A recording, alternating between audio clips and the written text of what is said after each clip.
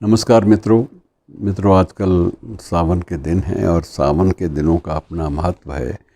केवल भोलेनाथ की मस्ती में ही लोग नहीं डूबते, उनके साथ साथ दूसरा जो आस्था में डूबने का जो केंद्र है वो वृंदावन बन जाता है और बरसाना बन जाता है। तो वृंदावन, बरसाना और मथुरा, इन तीनों नगरों में अलग अलग तरह की परंपराएं हैं।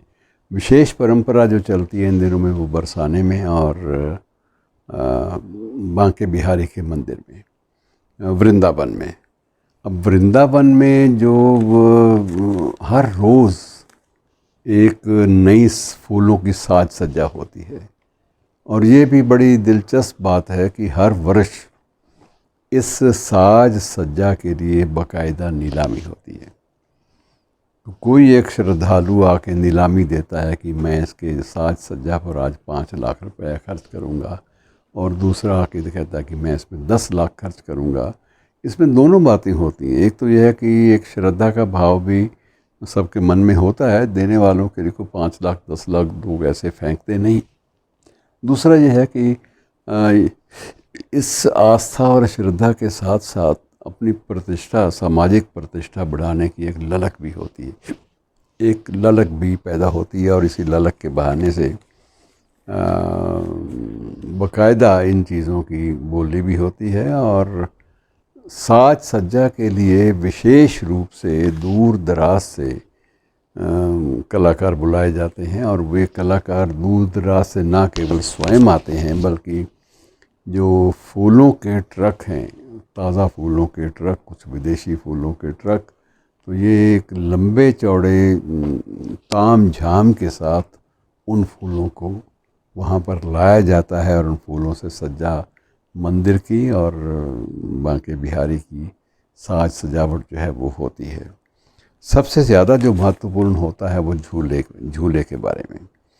अब इस बार भी ये है कि इस बार बांके बिहारी जिस झूले पर बैठकर झूलेंगे, उस झूले का मूल्य आप अंदाज़ा नहीं लगा पाएंगे आसानी से। इसलिए पहले ही बेहतर ये है कि मैं आपको बता ही दूं कि 20 करोड़ रुपया उस झूले की कीमत है, जिस झूले पर बांके बिहारी बैठकर झूलेंगे। और उनको झुलाने के लिए अलग से दक्षिणा, वो एक अलग मामला है, वो व्यक्तिगत आपकी सामर्थ्य के मुताबिक है, आपने दान पत्रिका में डालना है, किसी ने देखना नहीं है।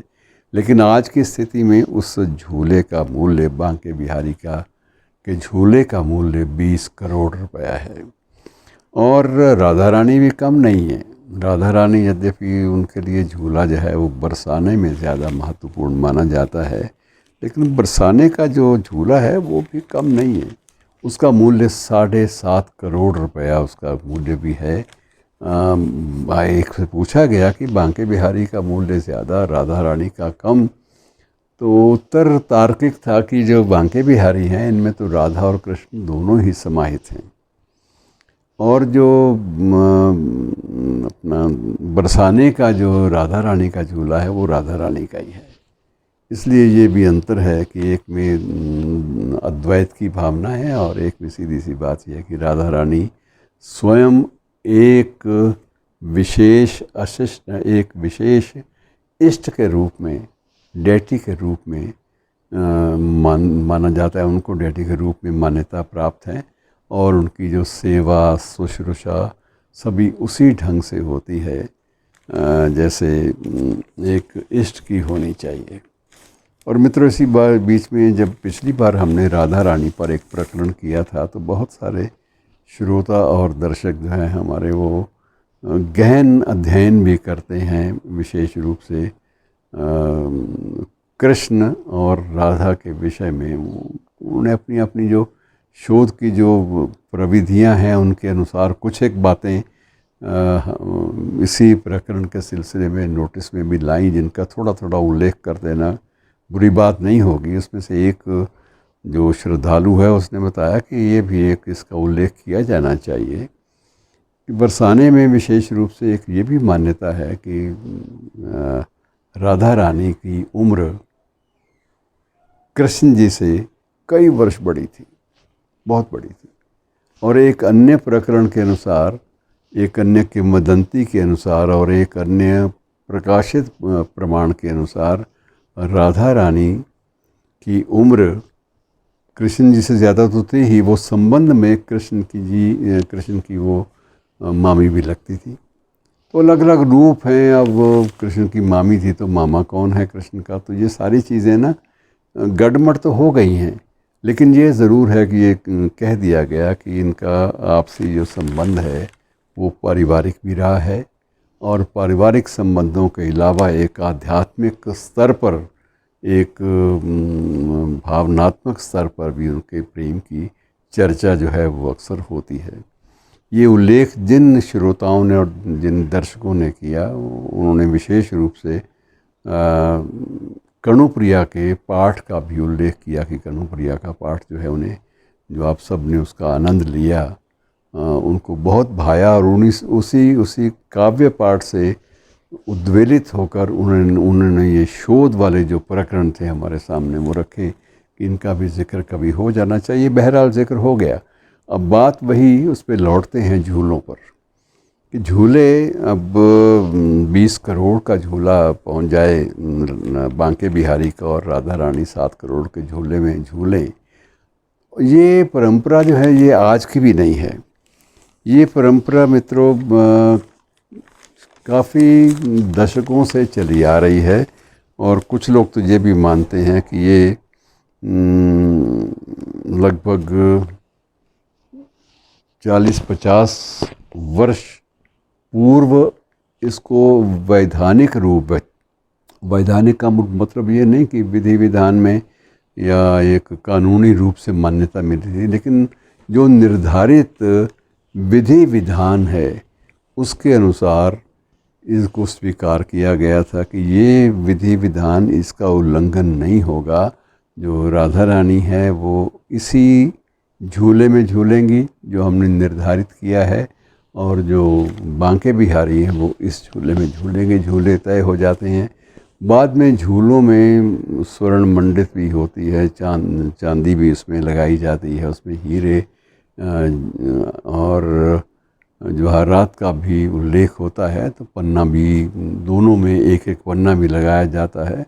तो अलग अलग तरह के महंगे जो आभूषण हैं वो सारे के सारे उनसे उनकी सज्जा होती है झूलों की, और उन झूलों को इसलिए माना जाता है, इतना महत्व दिया जाता है क्योंकि ये झूले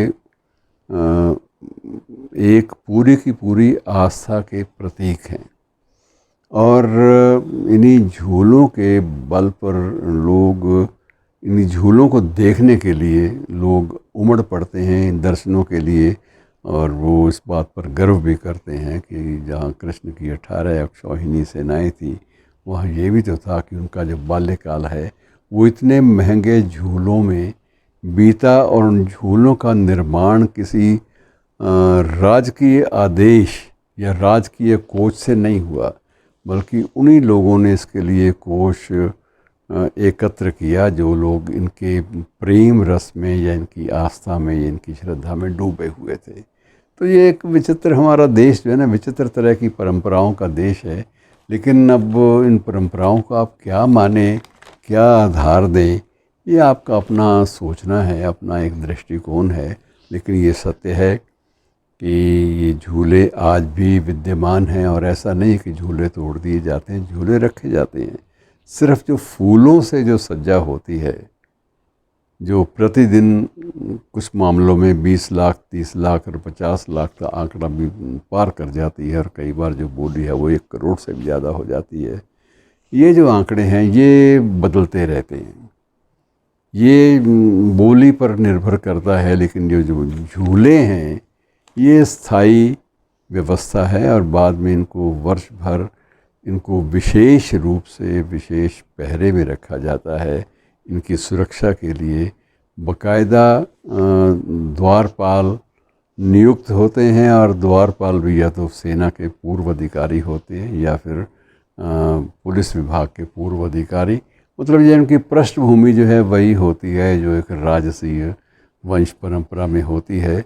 तो ये एक श्रद्धा और इसमें आप ये कह सकते हैं कि समर्पण भाव से जुड़ा हुआ एक प्रसंग है जिसे जानना आजकल ज़रूरी है सावन के दिनों में, क्योंकि ये दिन इसी चर्चा के प्रतीक के रूप में सावन को मनाया जाता है, वहाँ पर बांके बिहारी में भी और बरसाना में भी। धन्यवाद।